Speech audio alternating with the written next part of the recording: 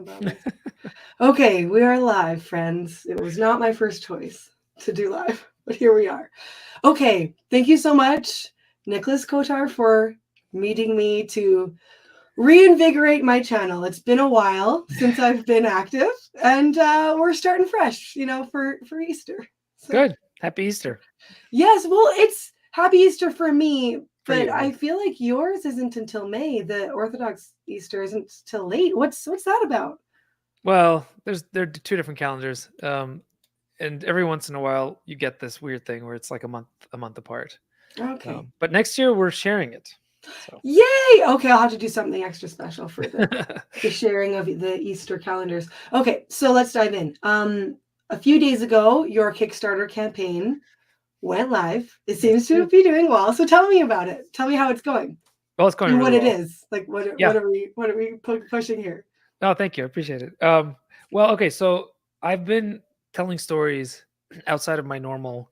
So basically, the thing I do is write fantasy novels, but I haven't been writing a lot of fantasy lately for a variety of different reasons, and it's kind of on the side. Before COVID happened, I had the idea of starting a podcast where I retold Russian fairy tales, and I was very lucky to find somebody who was willing to contribute a musical score to my telling of the stories, and it ended up being a match made in heaven. Even though we're not married and we both have large families, and she just had a seventh child, but yes, but she's a fantastic. Natalie Wilson is her name. She's a fantastic composer, and we've been doing this fairy tale podcast for on and off for a few years now, and at the same time, I've been kind of collecting the stories, writing them down, and publishing them kind of silently, quietly in the back. And these were books that they're very small, they're not illustrated, so they're not really. Initially they weren't very popular with the fairy tale crowd, because most of the fairy tale crowd is moms like you who who want to have us fairy tale gals. Yes, you want to have your pretty books, you want to have your Yeah, we hardcovers, you want to have your do. The illustrations. aesthetic, yes, it matters. Yeah. So this is not it. This is just me like having stuff that I need to share. And so I kind of, published them, and they didn't do much. But last year a few things happened. One was I met Martin Shaw. Have you had him on your channel yet? No, but let me know. I'm running out of. I just have my regulars, and I have my searching like eyes have kind of like dimmed. So please send anyone who's a good storyteller or has to do with such things. Please. Martin Shaw is probably the greatest storyteller of our time. Okay, well, I am vastly unaware. My bad. So glad you told me about him. He's incredible. He's a rock star. It's a very small niche, of course, but in that niche, you wouldn't know this, but live storytelling it's a thing, especially in the UK. It's its own art form. I came across it and came into contact with it. I actually did it for a short time, way back when, almost 20 years ago. But it's its own thing. But Martin's a very special guy. He comes from basically he's inherited the storytelling art from it, like orally, the way it was done way back when, and he's been taught. I love it. I love that so much. I need to do more research. Yeah, no, he's incredible. So he came on my channel a year ago. Actually, it was in my Patreon community. So it was a conversation that wasn't recorded, but it was incredible. Coming into contact with somebody who really relates to the stories as almost as living beings, like that you have to kind of come into a communion and relationship with, as opposed to just kind of exploit and use and do whatever you want with. It's a very different way of looking at storytelling, and it's very different than the way I was telling stories. So I thought, okay, this is interesting. I'm not sure what I'm going to do with this. I need to kind of figure stuff out. And then soon after that, I was invited by Matt Fradd to go on Pints with Aquinas, big YouTube channel, and that conversation went very well, and ended up selling a huge amount of books for me, specifically of that fairy tale series. So suddenly these fairy tales that I had translated that weren't doing much for me, that I kind of just put out there, started to make more sense in terms of my overall output as a creative person. And I had a bunch that I hadn't published yet. They're just kind of sitting around. I had told them for the podcast. And you translated them, right? They were in Russian? That's right. Need Yeah. translated. Yeah. Okay. Yeah, and some of them were translated by other people and I adapted them, but they're in the public domain. So like these are all things that I can collect and publish. But I kept putting it off, the publishing of it. Mm-hmm. And then I had to go travel internationally. And this whole time, like personally, I'm going through, and professionally, I'm going through a lot of changes and shifts. And I need to slow down. I need to kind of like focus on the really important things. Mm-hmm. Especially this year is going to be insane. I think 2024 is going to be a very, very bad year. Not for me personally, Wait, but what? for the world, like because of the election, because of all the Oh, wars, because it's just yeah. like, and the more we can do to take care of our little hearth, both in the physical sense and in the more and an emotional, spiritual sense, the better. Mm-hmm. And part of that for me has been really kind of diving deep into the stories and reading them to my kids, reading about them, studying them, letting them kind of percolate inside, letting them kind of become something inside me so that I can tell them in a more natural way. I don't know if that makes sense. No, it does. And I met Jonathan Peugeot. I met Martin recently, and at the Symbolic World Summit. Oh, I've seen the photos. Yes, they're pretty. They're very amazing. fun. It was amazing, and just being there, and all these kind of threads are coming together to really kind of focus me and give me a direction about these stories aren't just something that I do that I need to do kind of on the side as an afterthought.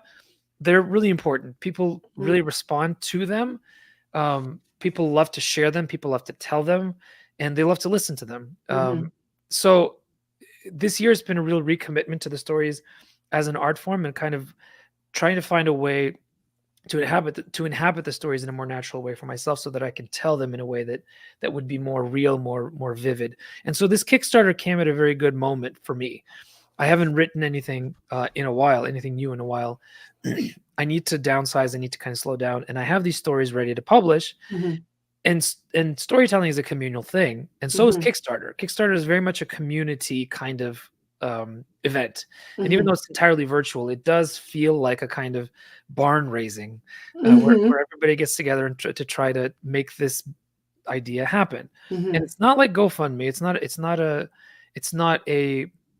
not me, pulling out my hand and asking for a donation, which is something that I think not enough people understand.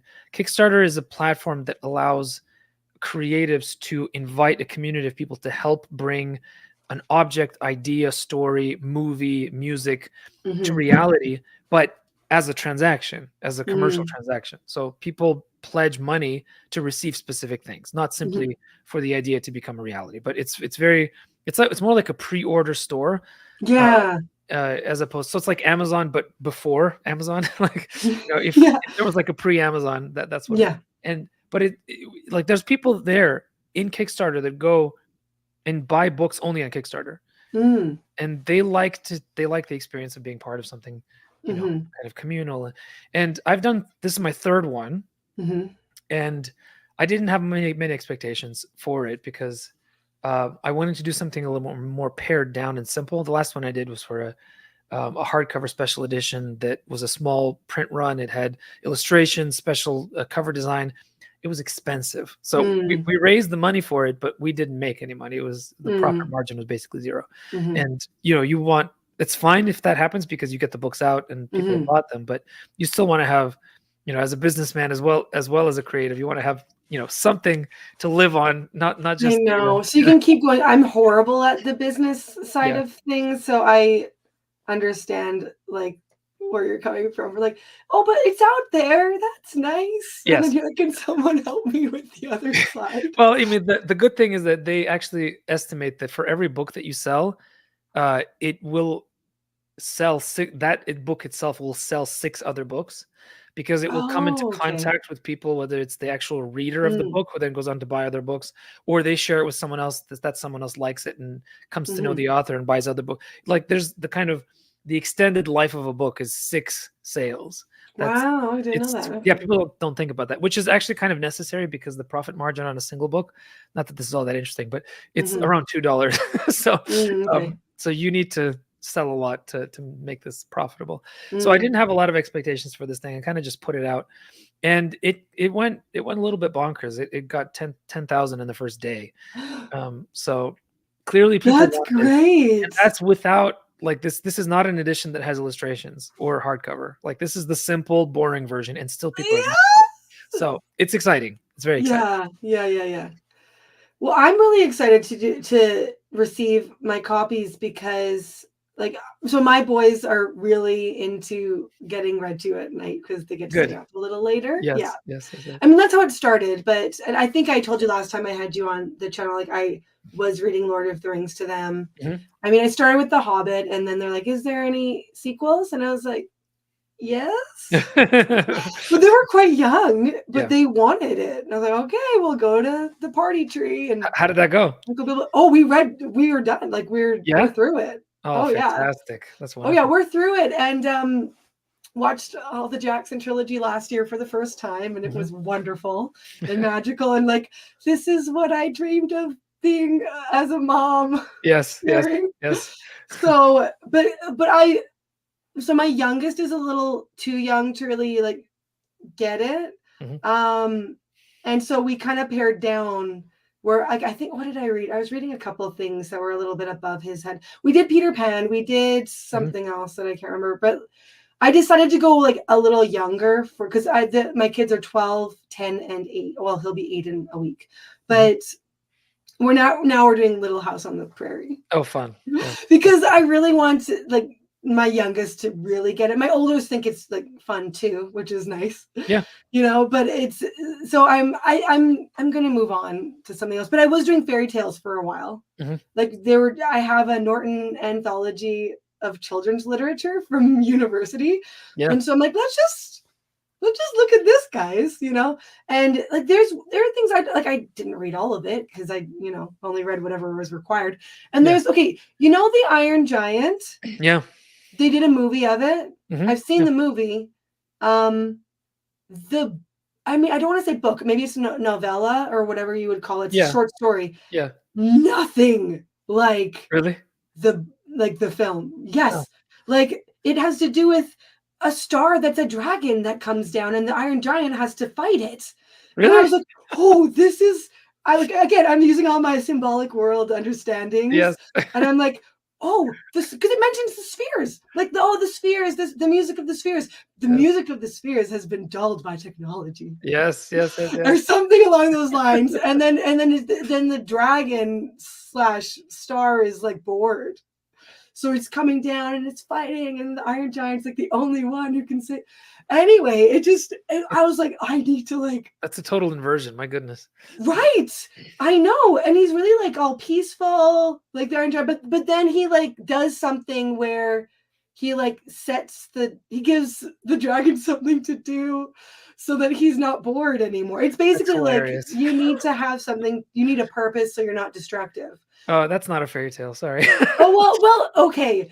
But it's from the 30s. No, fair enough. Right? Fair enough. So it's interesting to see because even the fact that like you're right, it is an absolute inversion. Yeah. But it was kind of critiquing like the technology thing a little bit. Was it? Well, because that's why the sphere music was dulled because of the wars. Oh, I see. Okay. The war at this time. Right, 30s. But but anyways, I the fact that he was even mentioning the music of the spheres. Yeah, that's pretty. And cool. Like the dragon that was the star, just like. Oh, these are some themes that are getting played with here. Yeah. But that was just one of them. I also read Beauty and the Beast, the French one. And I mean, not in French, but you know, and there are some things that I remember being taught that it was, I think I said this to you actually last time, male anger was the major theme. But I actually think it has to do with the hospitality. Yeah, totally. Like way more than male anger. Like he actually doesn't get angry that much. No. It's mostly like you take and it's like you took and you took and you took, and then you just had to take my prize rose. You had to do that. It was the breaking. I mean, it's one of the oldest themes of all, and I wouldn't. I mean, there's a Russian version of it, and it's quite similar in a lot of ways. It's called the Red Flower. That's in volume 1 of my collection. Oh, okay. Get that one, but. No, the really interesting thing about that story is that the beast is not beastly at all. And when he reacts, it's almost like divine justice inside. He's like an image of divine justice in some sense, Mm-hmm. because there's an order to the microcosm of the castle. The castle shouldn't exist, right? It's in the middle of a dark forest. Like there's no roads that go to it at all, right? But once you get there, you're given everything that You you need. want, but it's all in moderation. Like all the stuff that you receive, it's always in moderation, and it presupposes the right kind of reference point to the thing that you're receiving, right? And so the dad is the first one to get there, and he receives everything that he needs, and he needs it because he's been robbed, and he's he's dying and sick and all this sort of thing. So him breaking off a flower is a really terrible thing if you look at it from the perspective of the fairy tales laws themselves. The beast isn't getting angry. The beast is simply acting out his role, because his role is to be the lord of that little world, because that's something that he wasn't able to do when he was human. So right, that's that at least in the French version, I think that's what happens. He was a terrible master, right? He was then transformed into the beast, and everybody else around him is transformed into like these, the physical manifestation of hospitality. So he has nothing to do but be hospitable because he was so bad at it. Right. Yes. But So by the time that the people come to him, he's mastered it. He's already he doesn't need to be saved from all that he doesn't need to be saved. But all that's required is love. That's the piece that's missing. Oh, because there's no woman in the home. That's right. Because hospitality to be made full without the hearth. Yeah, you can't have male hospitality by itself. It's beastly. Male hospitality by itself is beastly. Oh, I love that. Oh, there's so much to put that like as a slogan on a t-shirt. Male hospitality is beastly. But I'm not surprised if people read it as male anger, because through a postmodernist lens, you can do whatever you want, really. Right. Yeah. So this is what my journey of understanding symbolism has like come to, is that I'm able to see these things that like make sense, and I never would have thought of it before. Right. Like, the hospitality thing, I would never have seen that without starting off looking like at Jonathan's film, like little looking at film when he was how he start off on his channel, and then going from there, looking at like these themes with the feminine mixed in, and just it was very obvious because I'm reading these stories out. And I'm like, oh wait, just a second, boys. Mommy needs to think for a second, and I'm like noting. That's beautiful, because what you're doing is you're making up for what you didn't have when you were a kid, right? You didn't get that. This is the problem with North American households, is that there is no homegrown tradition of fairy tales, of storytelling. We've all brought in whatever we have from the relative countries that we've come from, but then it becomes a matter of the culture of that specific family. So if you have a family that has had storytelling as part of their own familial culture, then you're going to continue. That was the case for me. That's why these things that's why these things come out so naturally for me. But for many other families, who moved who moved into the new world in various circumstances, that's just not the case, or they lose the connection to it. So you would have had, what Jonathan does is so interesting, because it's like backwards. Like he explains the thing, I know, but you would have gotten it even without any explanation, had you sort of drunk it with your mother's milk by being raised on those fairy tales from the very beginning. So you're giving that to your kids by doing that, but you're also being illumined in the process together with them, which is kind of cool. It's not too late. Like that idea, like you can always grow in understanding. Oh, yeah. Well, because I look at the stories in a way, like like you should be able to always get something new from it. That's how I've come to see a good story. Yes. If you don't, and it could be short, like the fairy tales, and it could be long, like obviously Lord of the Rings. Yeah. But people are gonna see my allegiance is so Tolkien. But I'm like, even with Harry Potter. Yeah.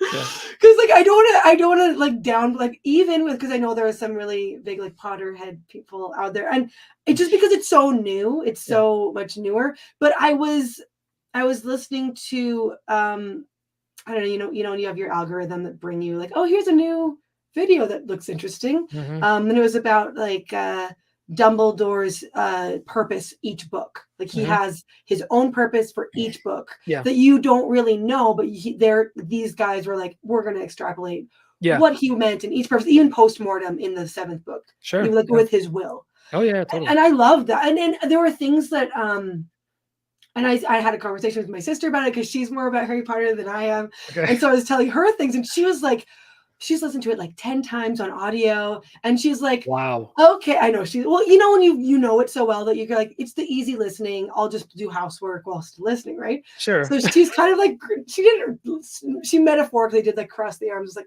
we'll see if there's anything, I don't know. And I brought something up and she was like, I didn't know that. Like, this is why you listen to the analyzing videos, or you try to like think of it yourself. Like it's nice to do both. I personally, I think it's nice to do both.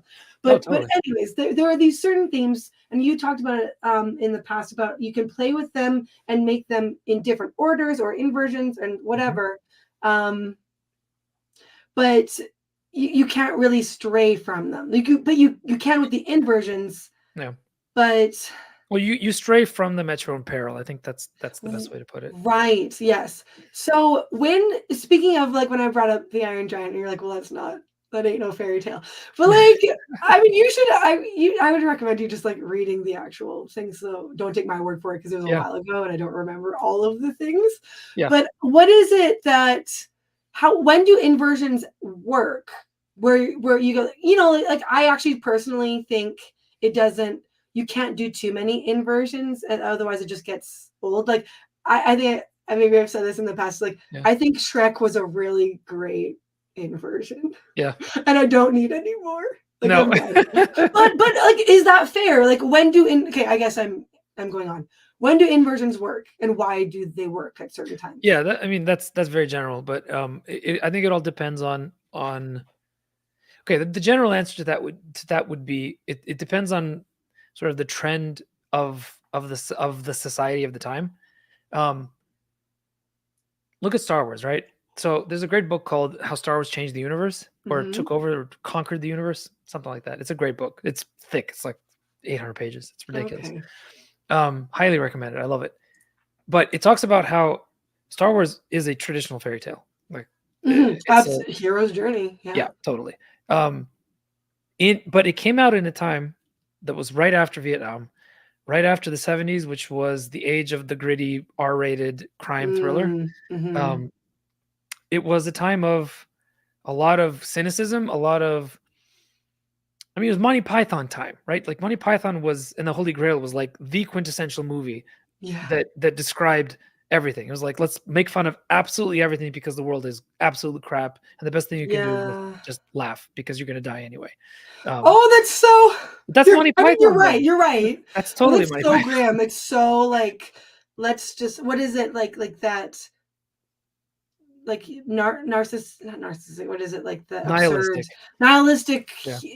Nihilism, but laugh. It's like gallows humor, right? What can you do right before you're going to be, head chopped off? Might as well laugh a little bit. Yeah. And right in the middle of that, you have this completely earnest, 100% true to form fairy tale that comes out, and everybody watches it multiple times, and it becomes this insane phenomenon that is probably going to die because it's now inverted. It's now eating itself. I don't know if you've seen the trailer for the Acolyte. Have you seen it? I have. I mean, I watched the Critical Drinker's response to it. I haven't watched it yet. I will. Well, I'm waiting for it. It's ridiculous. It's so like with. I've heard. Okay, here's how I've heard it go. Yeah. With because I actually haven't watched any of the. I've watched the trilogy, sadly. The latest. Fine. Keep it there. The trilogy. No, that's not true. That's right. The latest trilogy. Like, I've watched all of them. Like, I'm a huge Star Wars fan. Wow. I grew up watching the originals. Okay. I will call them the originals, Nicholas. Yes. The originals, and then like the prequels. I remember I didn't like, but now those prequels are looking pretty. Like, I know they're looking fine. Pretty good. I'll even say fine. I'm not even going to say good. I'll say fine. Okay, fair enough. They're pretty fine. But I can actually come up with a couple like fan tweaks of like, you know what, if they just made a bit of this or that. maybe the prequels could have been saved, but like the current trilogy with Daisy Ridley and all them, I've watched them. I'm not going to watch anything else, but I've heard Mandalorian, the first season is good. It's okay. Okay, so you say okay. It's okay. And then Book of Boba Fett is crap, I've heard. Crap. And then the Obi-Wan one. Oh God, horrific, I couldn't even finish that. Horrific. So bad. And then Ahsoka, Andor. I've heard. Oh, yeah, Andor is like I've heard is the only one, Really and that's the one that's like technically going off the most of like randomness. Right. Well, it's the one that people say is the least Star Wars like. Yes, and so it's just its own. Yeah, that's what I mean. So it's such a tangent. Yeah, it's like it's not just space, your own little space thing. fantasy. It's political thriller. Yeah, or, yes. Or like it's like spy thriller in space. It's really good. Okay, right. And so that's the only one that I've heard is like good, like really good. And I haven't watched it though. And then Ahsoka's just like really bad as well. And then but I'm not in like, but in the Clone Wars, I've heard. I watched like a few episodes with my boys. Clone Wars are great. I've heard that those are like a nice slow burn. No, I need to do some research of like, tell me the key episodes to watch. So you need to watch the whole thing and just take the good with the bad. I'm sorry, you just have to. And some of them are boring and some of them are dumb. But some of them are kiddie, right? Some of them like it's the same with like Avatar: The Last Airbender, where it's like the first few episodes are just like, oh, this is so Nickelodeon. Oh, but that's such a good series. Sorry, I'm going on. Anyways, no, it's great. But like back to and then this. Sorry, you brought this up. So whatever is the new one. What's the latest? So it's called The Acolyte, and basically the I don't know what they're thinking because it speaking of inversion, it seems to be. I haven't watched it, but listening to the people who made it talk, it's like the ultimate inversion of what Star Wars is. Okay. I mean, Star Wars ultimately appeals to a wide swath, right? Both boys and girls. But let's be honest, it's primarily aimed at teenage boys, like especially the original version of it, right? It's very clearly it's a hero's journey. It's meant for boys who can go pew pew and run around with a laser sword. Yeah, I mean, this one is directed by a queer woman who is public with saying that she loves to make things that make men uncomfortable, and even in the trailer, the implication is that this is the high point of the Old Republic when the Jedi were at their best. And in spite of that, the whole thing is revolving around power dynamics. And the rise of the Sith is not about the rise of some evil, cultish worship of death, which is what it's supposed to be, but just a power grab by a marginalized community. Okay. So I'm like, wow, like you're not even hiding your flag anymore. It's like it's the exact, and of course nobody's going to see it, and this is probably the end of Star Wars as we know it, which is fine. Star Wars has had its moment. It's been like the number one, the most influential cultural artifact that America has had in the last 100 years. But it's time probably for something new, and I think Andor, in some sense, is an interesting way of a good example of an inversion where you strip away all the fantasy and make it purely about the mundane, the real, the everyday, but you make it a very good version of that. There's no laser swords, there's no Jedi. It's just human beings on the ground, and it's like a flip side. It's like the other side of the coin to the high fantasy in space. This is like what's going on the ground, which is what happened to fantasy as well after the Tolkien-esque got really popular and people started to get bored with it. They started to read kind of more mundane type of fantasy. So I think there's room for inversion when the original version of it, the original form, becomes repetitive, bad, formulaic, loses its charm. Then you probably have to play around with the form just to remind people that the original was so good, right? And so with fairy tales, though, they have been told over such a long period of time that they've survived all the inversions that have been told over the course of all generations. So you have different versions of the tales, but they're all pretty much the same. So if you're going to invert a fairy tale, you're doing a very dangerous thing, because these tales have come down to us not because someone has, it's not because some white supremacist in Europe decided that this was going to be the perfect version of something, so that all other versions that were told by marginalized communities must be now shut down. Although some people actually do believe that to be the case. It's nonsense. No, this is the distillation of a community's speaking to itself over the course of hundreds and even sometimes thousands of years. So this is a very human and very, very deeply, profoundly human reality that that has come out in a form that is very distinct. So if you're going to invert it, make sure that the inversion is respectful to the original, so that in the inversion you're shedding light not only on the inversion itself, but to doing so in order to shed backwards light on the beauty of the original that you might have forgotten about. Tolkien talks about how in his essay on fairy stories about how we've lost kind of the luster of the real world because of technology. Like, we don't notice the greenery in grass. We don't see trees. We just walk past them. And what he says is that fantasy helps you reanimate that. Now, take that analogy and bring it into the world of fairy tales. These fairy tales sometimes become part of the furniture, right? Especially Grimm's fairy tales, especially the ones that have been told over and over and over again, that we don't engage with in a real way because we don't tell them to our kids, but we just put on the Disney version of it, right? Instead of actually it being a living thing that's passed on. So that being the case, sometimes you do need to have a little bit of a wake-up call, which is what Shrek was. The problem with Shrek is that it, although, and I'm having two thoughts at once, which is a problem because then my brain crosswires and then okay, we'll do both.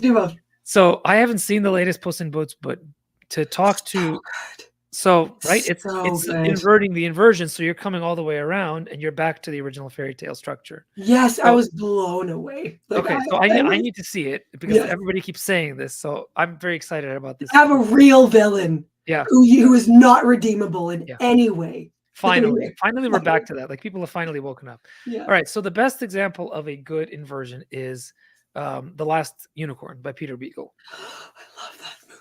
Yeah. Sorry, I know it's a book. I know it's a fairy tale. Well, the movie was written by the author of the book, so it's fine. Oh, okay, but no. Oh, I didn't know. But it's the other. What is the guys who did The Hobbit as well? The Rankin Bass. It's another. It's the one that I grew up watching more. Yeah.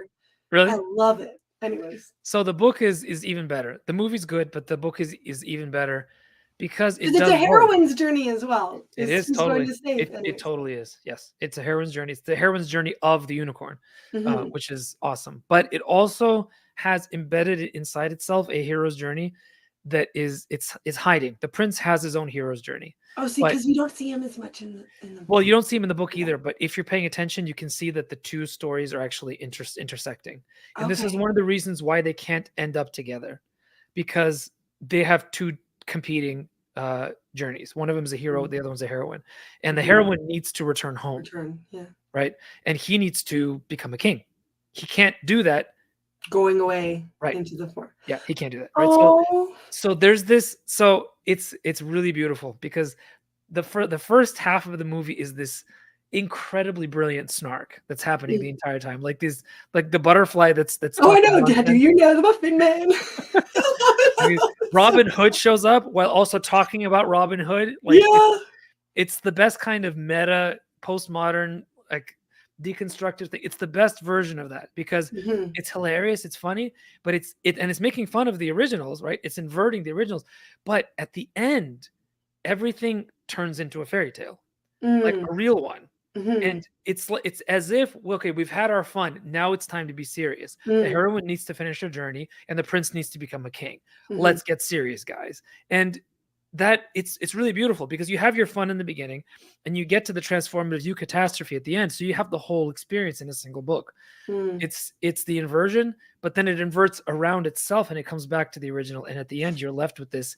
I need to go over this again because I'm like, it's a really because when you're explaining it, the inversion, and then it inverts around itself, I'm like, my head explodes.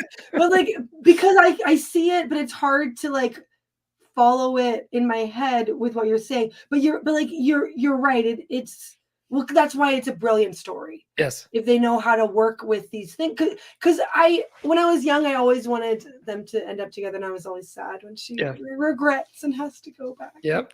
All these things. But now that I'm older, I look at stories and I'm like, oh, but it has to be this way. Yes. Like it's, and this is the constraints, the rules, like the rules dictate of a good story. No, but there has to be loss. There has to be sacrifice. And even though I have my problems with some, like, I watched that show Once Upon a Time that was on Oh yeah. ABC, and it was kind of ridiculous, but it also was kind of good at times, because one of the things they always said was magic always comes at a price. Yeah. And Well, that's the fairy tale law. right. So they're just like being like, hey, fairy tale, let's look into a few like rules, and like they stuck that one in there. But I'm like, yes, that makes sense, you know. And so there has to be loss and where it's the bittersweet, you know, the kind of sadness. As a child, of course, you don't want that to be true, because you want your life to be a perpetual continuation of the sweetness of being close to Disney, mom.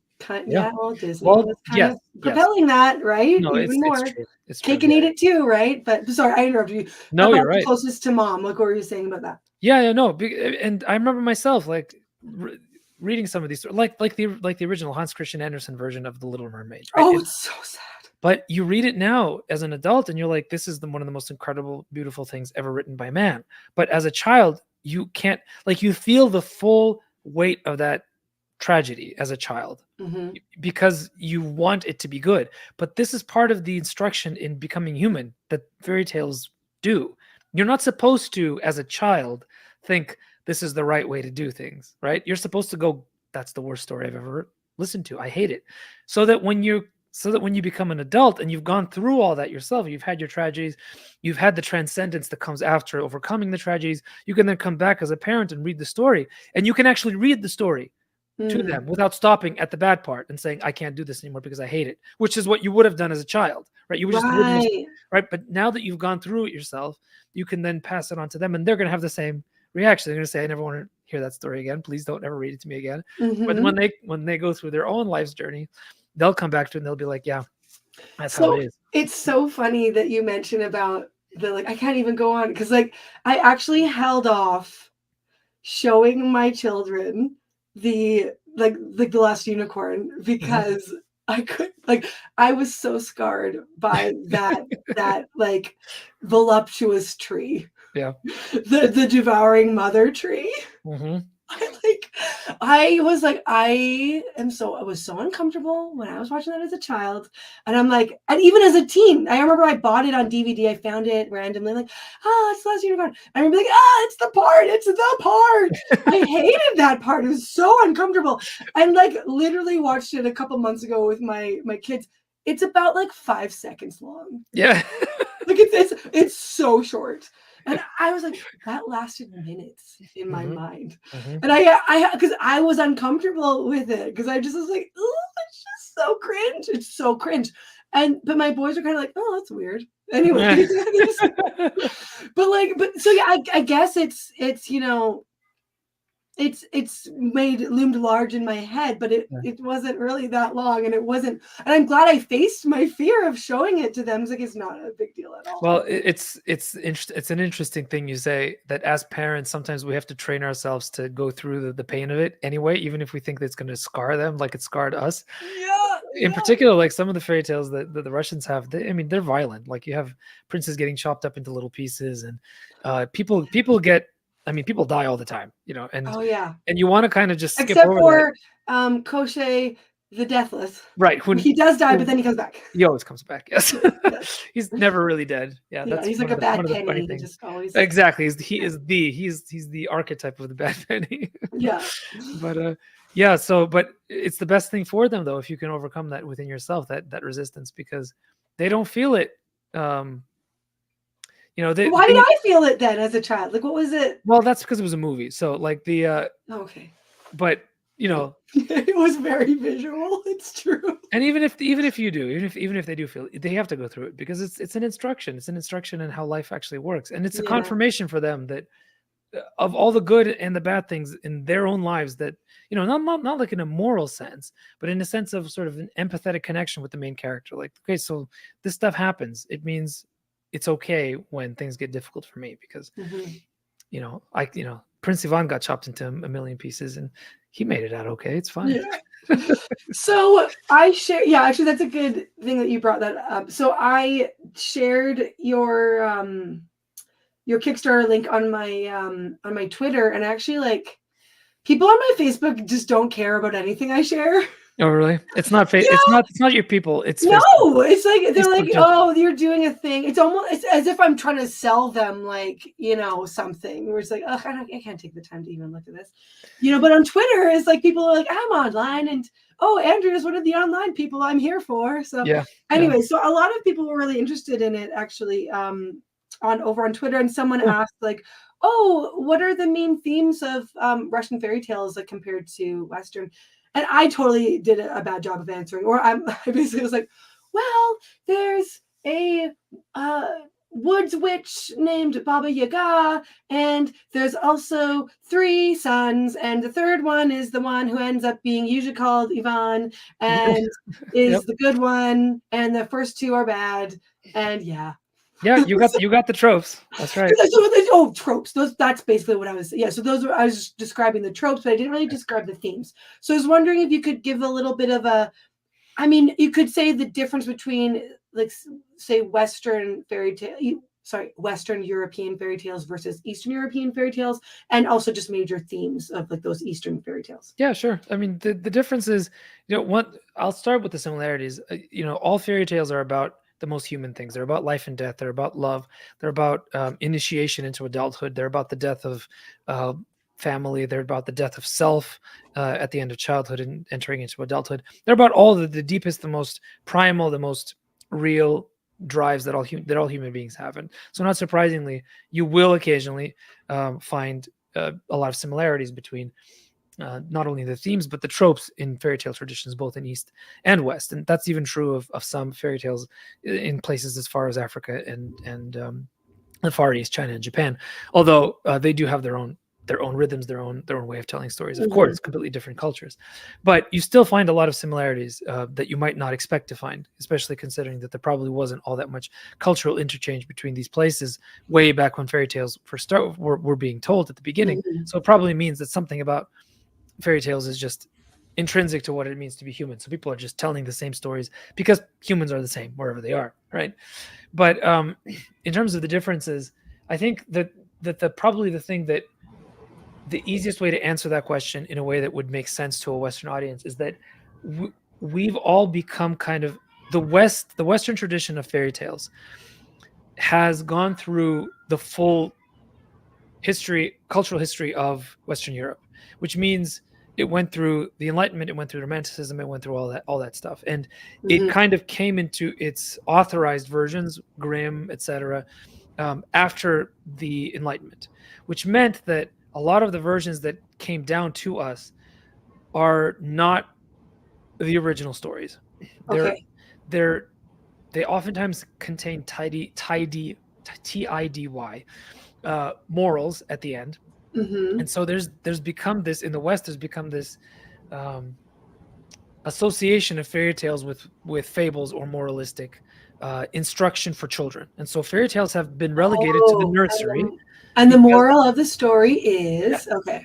And even children now have been trained to ask that question at the end of stories, just because of the nature of the Western fairy tale and how it's come down. In actual fact, the Grimm fairy tales, if you read them in the Grimm's original versions, they get rid of a lot of that.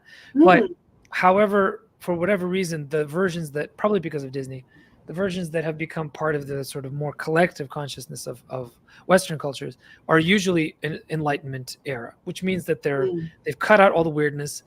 It's very moralistic.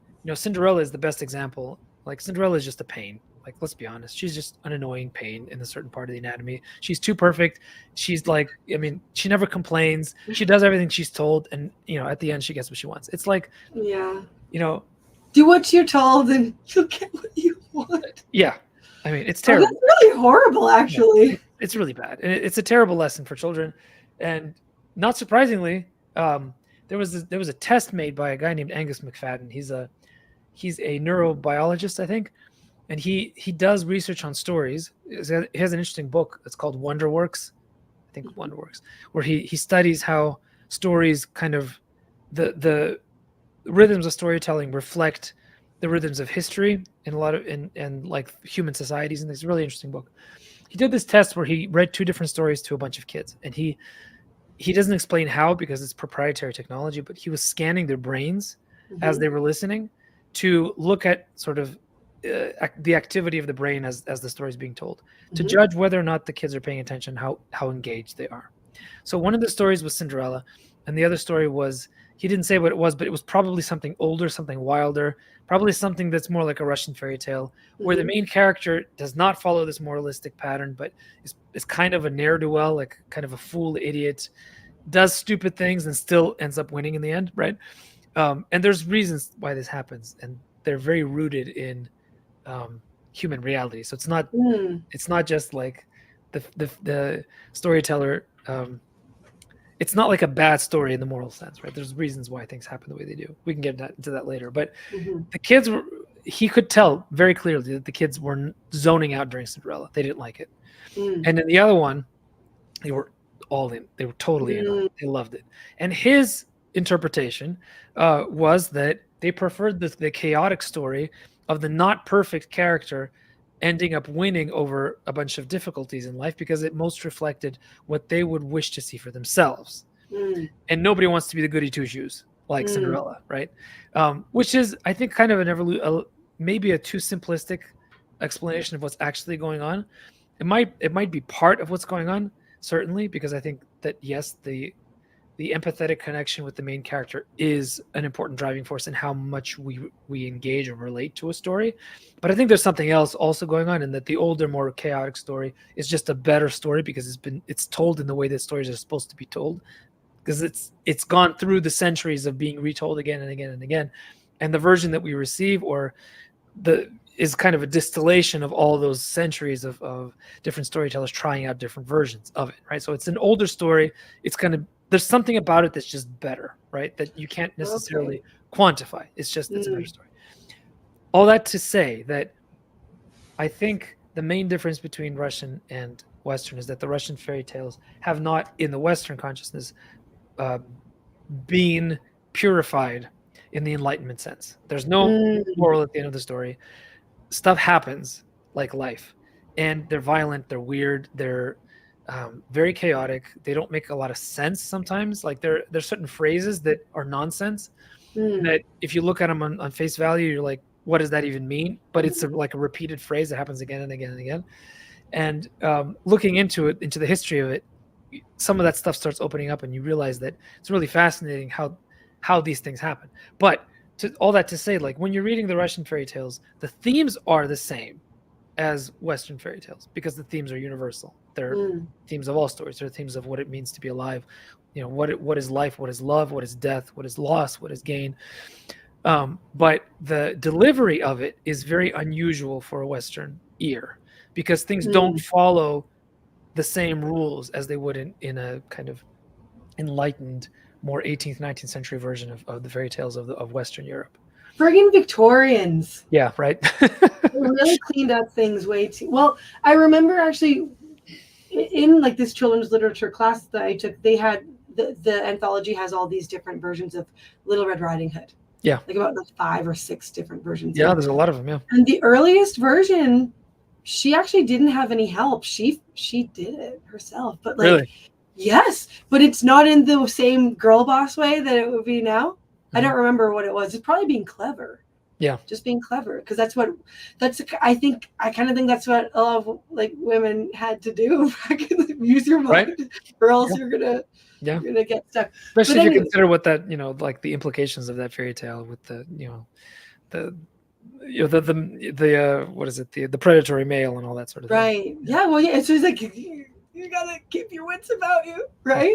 Yeah. But yeah, I do wonder so the chaotic elements, can you give an example of like, hey, this is something that's, well, I know that you said like there's Beauty and the Beast that's in the West, and then there's the Red Rose and something like Red Flower, yeah. Red Flower, yeah.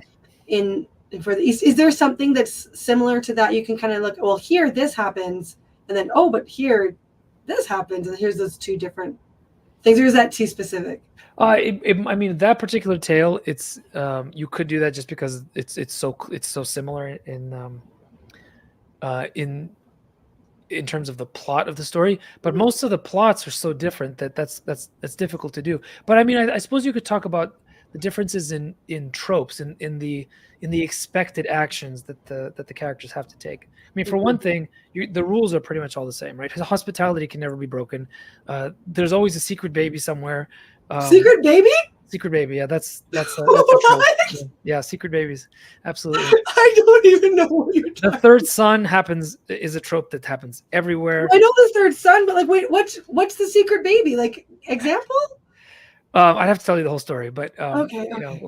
Sorry. we'll have to you have to just buy the fairy tale. Okay, well, I guess I've got I mean, definitely. there's one secret baby where it's Well, I don't want it to be ruined, but wait, it's a secret. Okay, if I don't want it to be ruined, no spoilers. Okay, then I'll just have to the read it. secret baby is always the baby that the wife has after the husband, the king, leaves for war, and Oh, and wait, you mean no, it's like in the Bible with it's his baby, Bathsheba? but Oh, okay. he leaves and she gets pregnant like the night before he leaves, and then Oh, he doesn't okay. know about he's not there for the baby being born. And what ends up happening is there's always somebody who, so like he says, if my baby is born when I'm gone, send me a letter.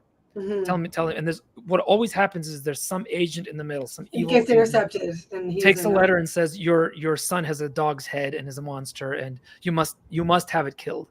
And that secret baby, right? Oh, secret baby. Okay. And then later on, the baby ends up growing up and meets his father in unexpected circumstances, and there's always a reconciliation at the end. It's a kind of a heroine story in the sense of the world coming back together. Okay. So that happens a lot. No, like an example is this, like in Prince Ivan and the Firebird. One of the weird chaotic things is that as soon as the prince enters the forest, he doesn't have the right, like he's very cocky, right? He thinks he knows what he's doing. He puts his horse out to pasture in the middle of a forest, which is a stupid thing to do anyway, and falls asleep. And as he falls asleep, a wolf eats the horse. Mm-hmm. At which point you think, in a Western mind would think, okay, there's a wolf, right? The wolf is the primary bad guy, right? This is the agent of chaos, right? I mean, that would be the logical thing to think in this kind of fairy tale. It could be something like Little Red Riding Hood. It's the same sort of idea, right? The wolf is not a positive figure, except the prince then sits on a log, starts to cry, which is what you're supposed to do when you're in trouble in the forest, because that shows the proper humility in the face of the ineffable.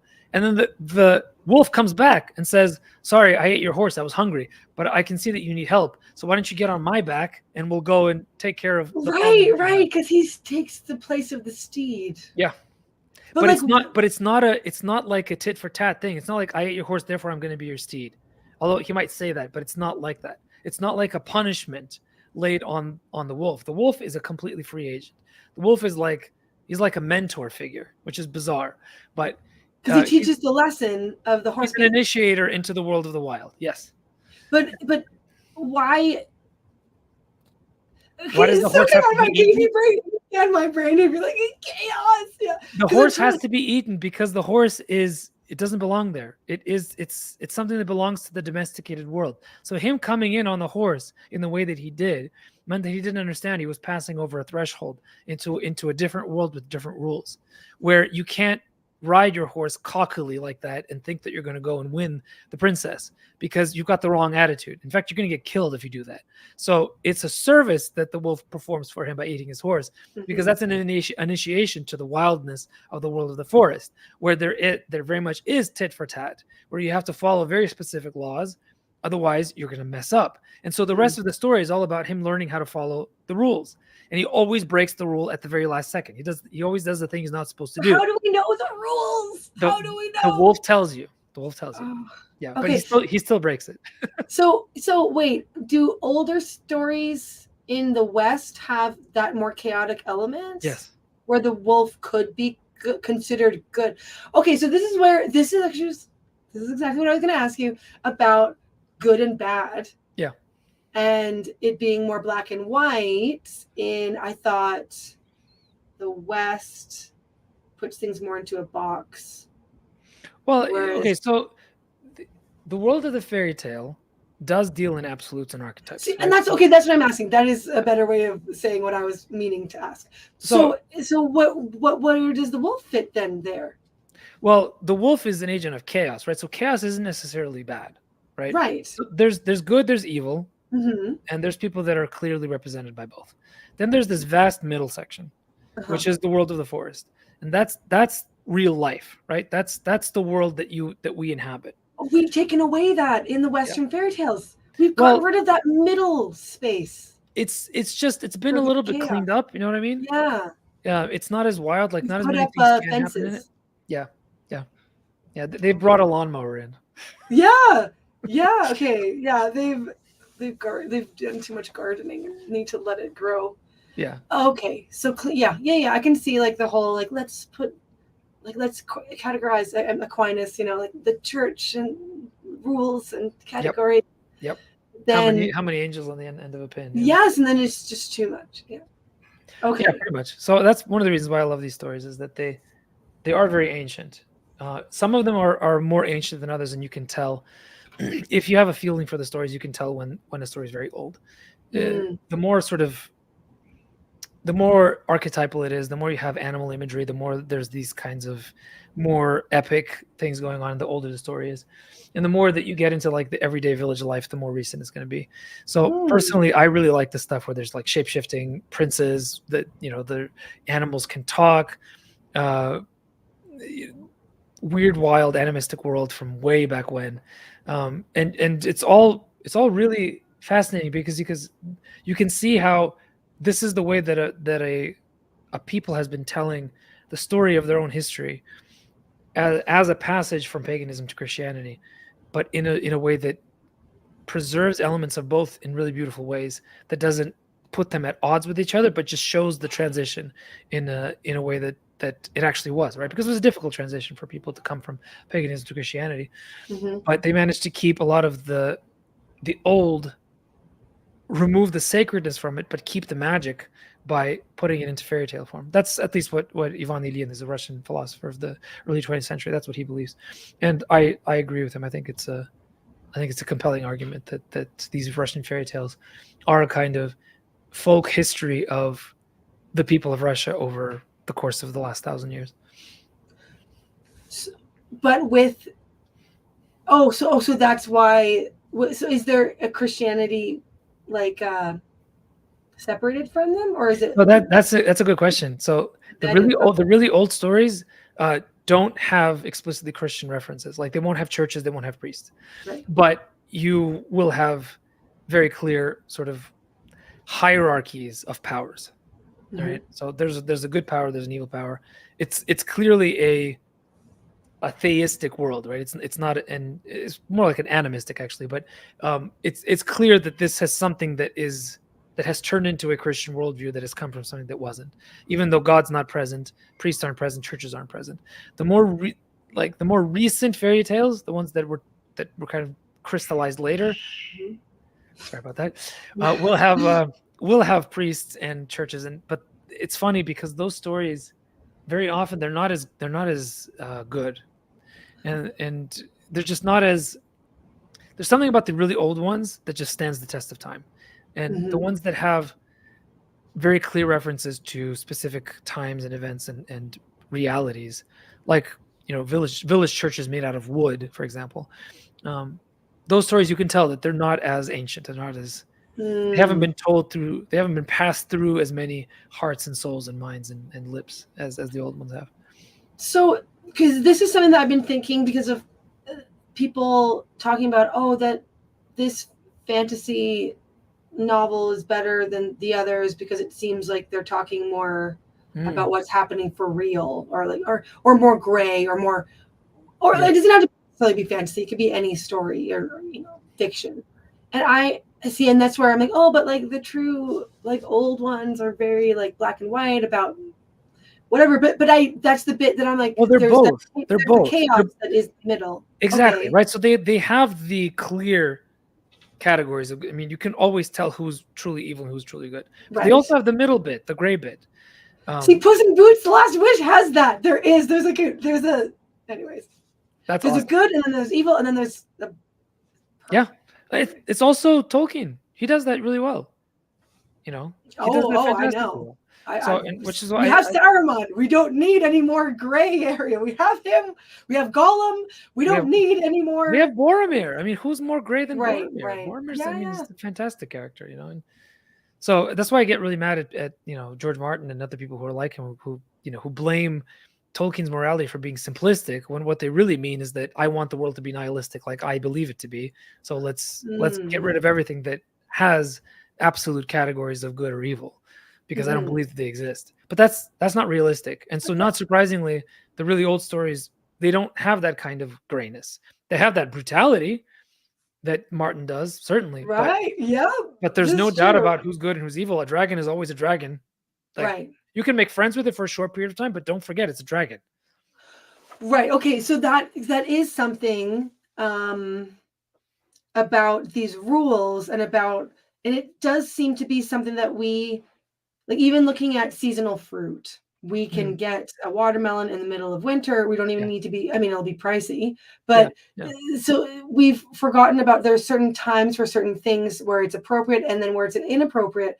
And like about the rules, like, oh, if Prince Ivan would have dismounted and like, I don't know, maybe blindfolded the horse. Like, I don't know what he would have needed to do, because that's not a story then. That's right, exactly. But whatever it was, if he would have done that, it would have perhaps gone better. But like this sort of the wolf, because I was like, I'm trying to go back to like young me. Like, well, what I know young me would be like, but wait, but how do you know when you're allowed to pet the wolf? So the vague part is only at the beginning, right? So what makes these stories so good is that, and I've been convinced of this more and more the more I study the mechanics of writing and the mechanics of storytelling, and just see it happen in real life and read really good stories and listen to really good storytellers. The reason that good stories are good is because they actually reflect the way people live, like the actual rhythms of human life, the way people react, the way people talk at the most basic level. So I think what's really interesting about what you just mentioned about how do we know the rules? It's not fair. The point is that the passage from the world of cultivation to the world of the wild, which is, could be symbolic of any number of things, including the passage into womanhood, the passage from childhood to adulthood, the passage from babyhood to childhood, the passage from anything, right? It's transitional. The first transition in anybody's life, it doesn't matter who tells you the rules. You're never going to do it right. Oh, ever. That is the point. We don't know the rules. No, you don't. And even if you did, you wouldn't follow them, right? So the story allows the character to make the first mistake, because that's what people do. That's what all people do. That's what they've done since the beginning. There is no human being, except perhaps the mother of God, who has ever, not done the thing that everybody else does. And so, but after you've crossed that and you've shown the right attitude, so the person who crosses the first step of the initiation, right, in the story world, and blusters and complains and insists that he or she is right, dies. All right, it's unequivocal, right? So there's a story.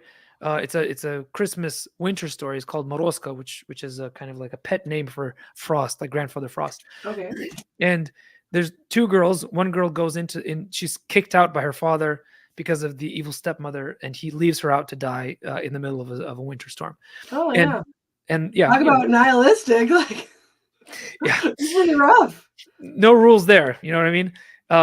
There's no reason for it to happen. She just accepts it. Grandfather Frost comes and starts to freeze her on purpose, but he's testing her. He's like, "So, how do you feel now?" And like blows a little bit of extra frost, and she's like, "I feel warm."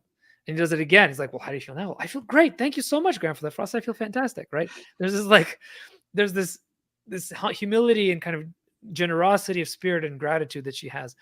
And so he's won over by her, and he takes her and makes her into a princess, effectively, right? And then she comes back home when she's supposed to be dead, and she's got rich clothing, she's got everything she would, jewels, like a treasure chest, food, mountains of cloaks, and anything you would want, right?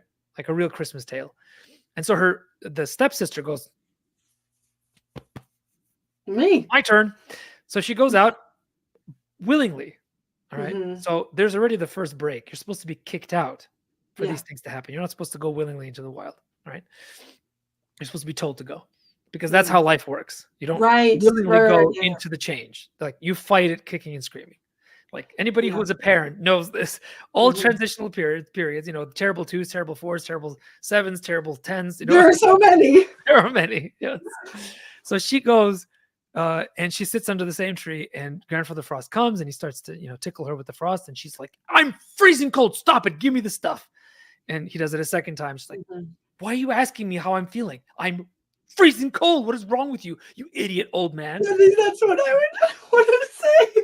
So he does it a third time Yeah. and she freezes to death, you know? So, and that's it. She's dead, right? So wait, is there a moral? Because it feels like there's a moral, even though I know you said that they don't necessarily have morals. Like, oh, you're supposed to be grateful for whatever there is coldness no they're given. moral, because it's a reflection of the way life works. Sometimes some people get stuff, some people don't. That's right. It's just life. That's just life. But the way you respond to the circumstances that you are put in don't necessarily determine your final fate, but they do determine who you are. Mhm.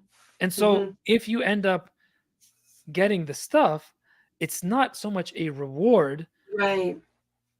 as in tit for tat, as it is simply an externalization of the fact that you have become human, right? So this is like, it's like the eucatastrophe, right? It's like a sacramental fulfillment of the ultimate dream. Like you receive the thing you want more than anything. And in Mhm. stories, that happens. And so in real life, sometimes it does, sometimes it doesn't. But in stories, it happens because stories are ideal life. Mm. Even though they have all the chaotic and all the horrible, but they're still ideal life. So it's not a moral. It's just a reflection of life the way it is. Right? So the moral is not the point. And if there is a moral to it, that's the point of the story isn't the moral. The point of the story is that life sometimes follows the rules of morality, because the rules of morality are objective. They're not something that you just make up. They're a reflection of the way the world is. Mhm. But if you try to impose the rules on top of the story, which is what Cinderella does, then it starts to ring false. What do you mean by impose the rules on top of the story? Because no goody two shoes like Cinderella would ever get the prince, because the prince would never be interested in her. There's no way. Like, she's somebody who has no character. She's somebody who doesn't ever do anything. She just cleans. She just cleans. She doesn't. She's like, I don't know why that really struck me. She like, just cleans. There's no there's no person there. She's like an automaton. She's like an android. Like, you press the button, she goes and does it. Yeah. Like, that's not normal. Like, you're supposed to suffer through the things, and she doesn't suffer. She just kind of goes and does stuff. She just assumes she's suffering, I guess.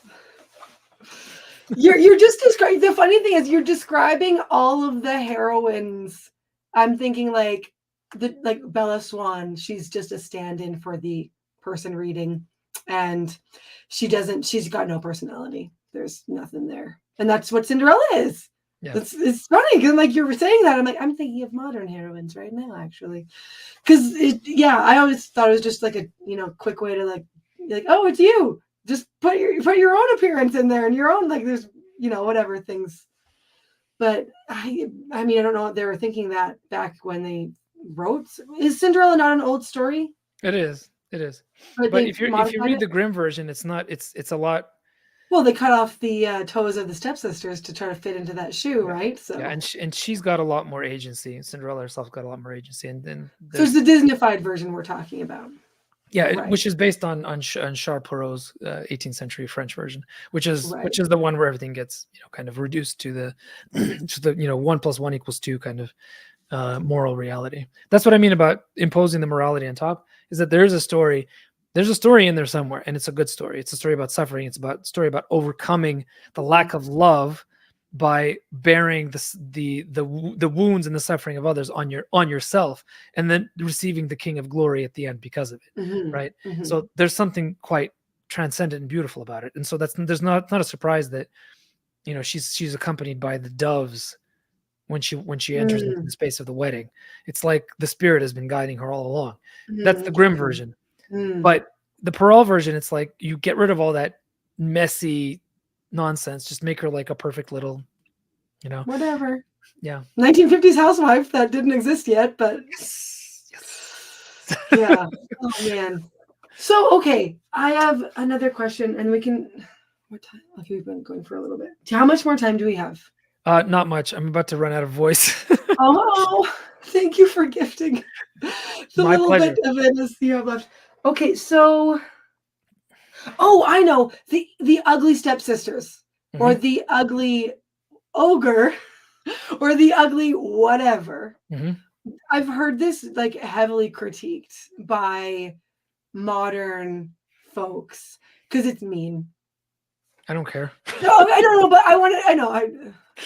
I mean, I that's just want to my hear what answer. you have to That would say be my about answer that. to them. Like, I don't care that you What's the think it's mean. function? What's the function? I know that I've heard Richard Rowan describe it this way, that it's on how they look on the outside, how they are on the inside. Yeah. But I need more.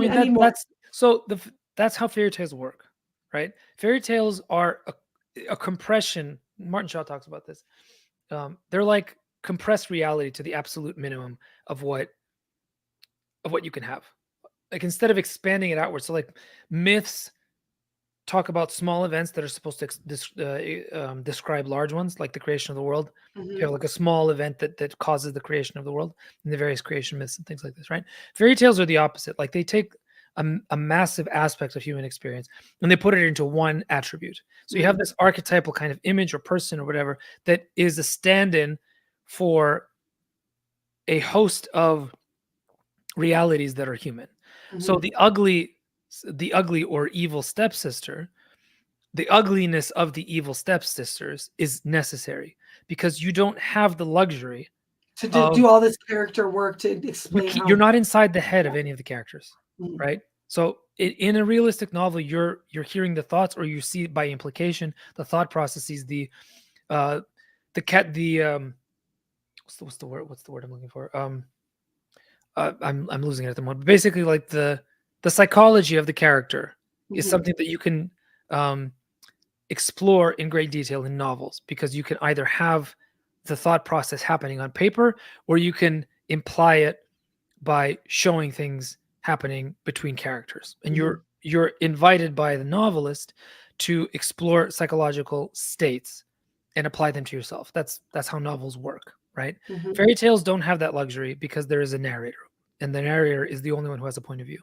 All the Mhm. other characters are largely functions uh, of the story itself, right? They're stand-ins Mhm. for traits, for tropes, for archetypes, for human states, right? So the evil stepsister has to be ugly because you wouldn't know she was evil otherwise. Okay. So you can't have the subtlety of having, the perfectly nice looking stepsister becoming evil. Mhm. So the thing that Frozen does, where the prince character ends up being evil, Mhm. is a cardinal sin against fairy tales, because Mhm. there should have been There was no tells. there was no tells. Nothing. No, and it was, and not surprisingly, a lot of people really cringe at that revelation. Mhm. And the only thing that really makes the story work, and it does work, is that it's a heroine's journey and it's about the reconciliation of family. So Mhm. the prince character is kind of not as important, so you can forgive it. But it is believe me, it is the audience being kind to the creators of the story, that they aren't making a bigger fuss, because They should be. Yeah, I hate everybody that. in the theater when that happened, it was like, oh, everybody, because Yeah. it's lame. It's I not how was so fairy mad. tales I are know. I created. was so mad when Yeah. they.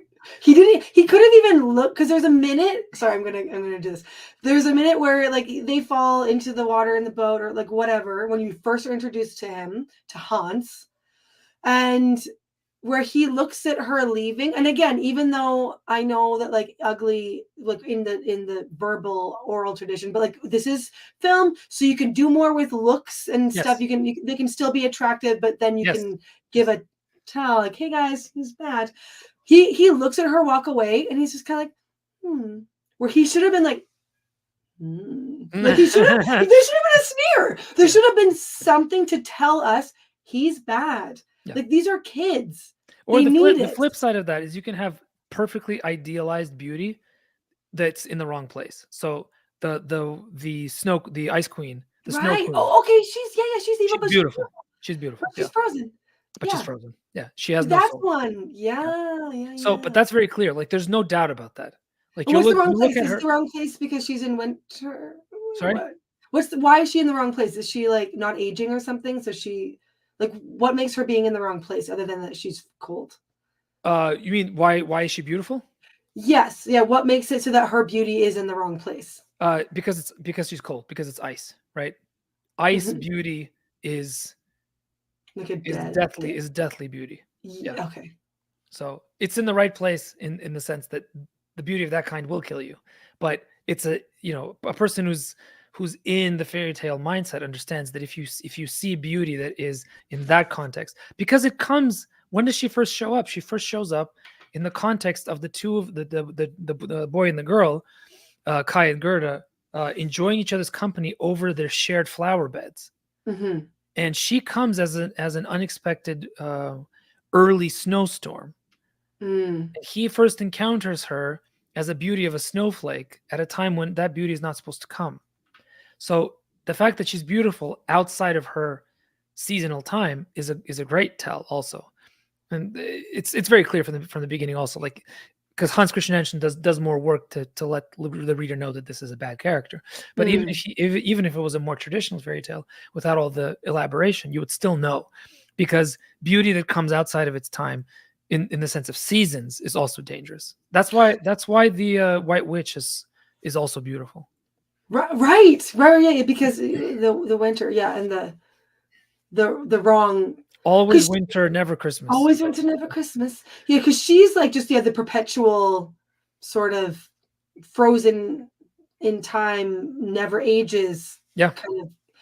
which is not Yeah, beautiful, right? It's because beauty is something that changes over time. right. Okay, so yeah, so that's good. So much of it is dependent on the right time.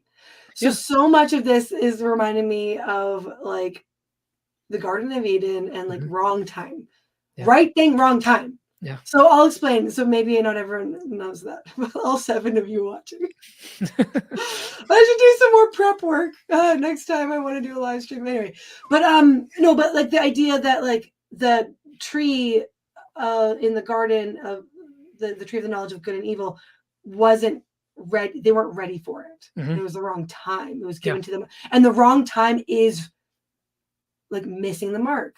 Like Yes. it's the wrong thing. And that's something that I find like I remember learning in Awana, if you guys ever did Awana, like in the evangelical circles, about again, I'm Canadian, but it was an American book, and we had to learn the Pledge of Allegiance to the flag. I don't know why that has to do with the Bible, but whatever. And it Don't was even go there. and it was to never let the flag touch the floor or ground. And maybe they were like, oh, same with the Bible or something like that. Maybe they Yeah. were, likening it.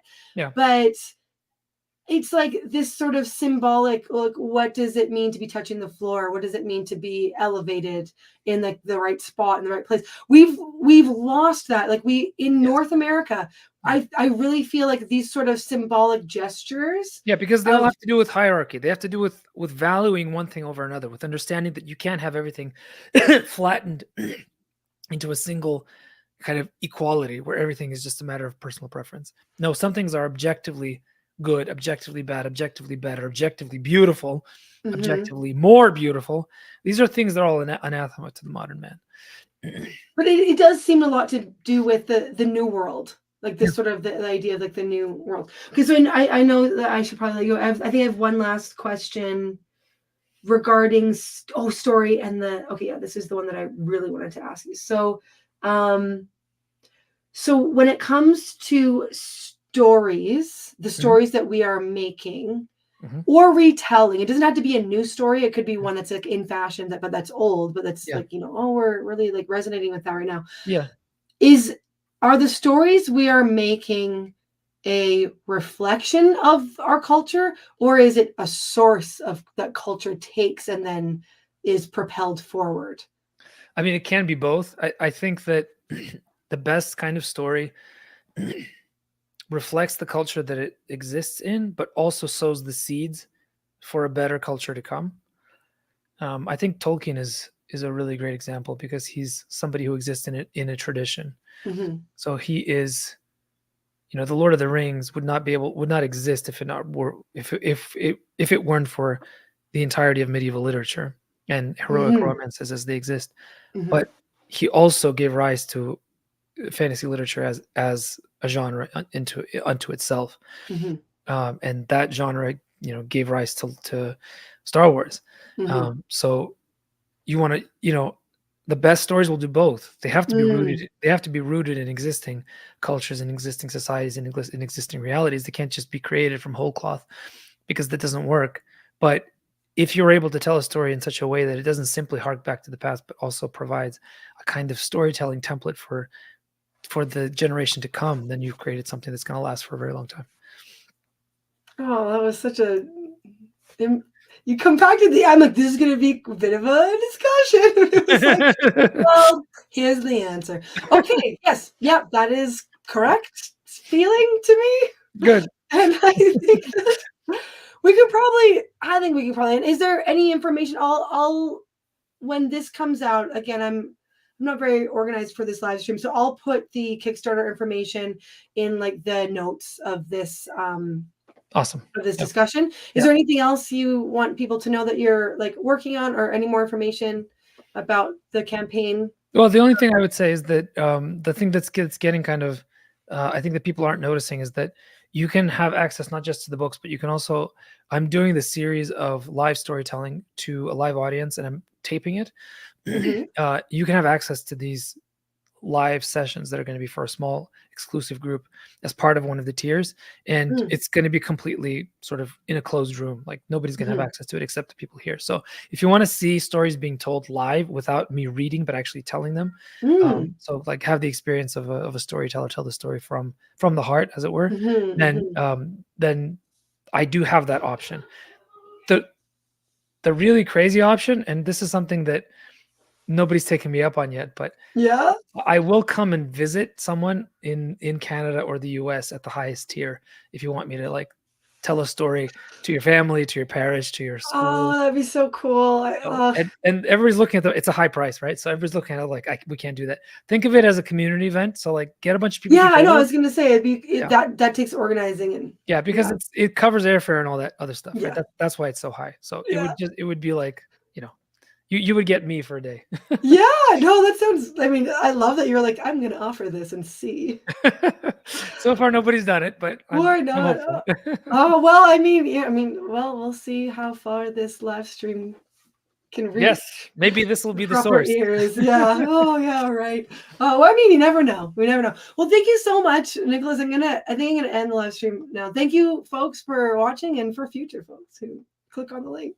Thanks, Andrew. Hopefully we'll have more. Yeah, more of these. Yeah. Okay. Well, thanks for coming on. And I don't know how to end these. It's great. I love it. It's informal. It's good. End stream.